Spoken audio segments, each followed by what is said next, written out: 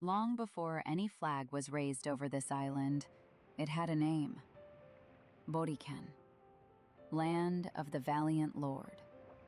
The Taíno people had called it home for centuries, a civilization of farmers, fishermen, and dreamers who built ceremonial plazas and carved the faces of their gods into stone. They were not waiting to be discovered. They were living.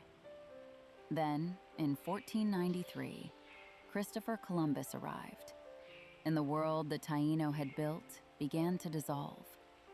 Within 50 years of Spanish contact, disease, forced labor, and war had reduced an entire civilization to memory. The words they left behind, hurricane, hammock, canoe, barbecue, still move through our language every day. Spain recognized the island's military value immediately. El Morro Fortress rose from the cliffs above San Juan Bay, thick limestone walls designed to hold the door of the Caribbean. The French tried to take it. The British tried. The Dutch tried. All failed. But the island needed labor. Enslaved Africans were brought in chains across the Atlantic. They worked the sugar and coffee fields. And in the crucible of that suffering, something new was forged: Puerto Rican identity.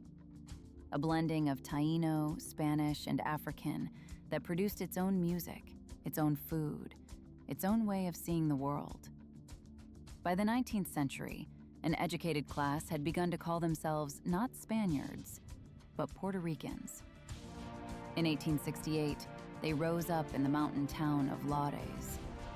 El Grito de Lares, the shout of Lares, lasted 3 days. The revolt was crushed, but the name stuck. Spain eventually granted the island autonomy in 1897.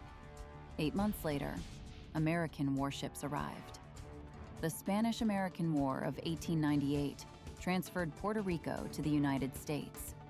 The Jones Act of 1917 granted Puerto Ricans citizenship, just in time to be drafted into World War I. But they still could not vote for president.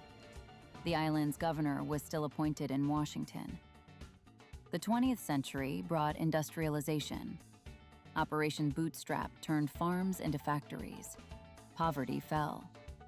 But when the tax incentives expired, the factories left. Puerto Ricans left too, 1 million of them flowing to New York, to Chicago, building a diaspora that would reshape American culture. Then came the debt, $72 billion. And then, on September 20th, 2017, Hurricane Maria. It killed the grid, it killed the roads, it killed nearly 3,000 people. The federal response was slow. The world watched. And Puerto Ricans, as they have always done, rebuilt with their own hands. 2 years later, mass protests forced a corrupt governor to resign. 500,000 people in the streets of San Juan, the largest demonstration in the island's history. From the Taíno who named this place, to every hand that has shaped it since, this island has never simply been a location on a map. It is a question that history keeps asking.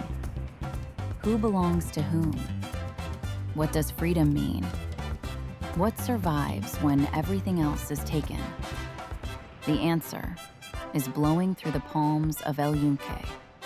It is glowing in the waters of a bioluminescent bay,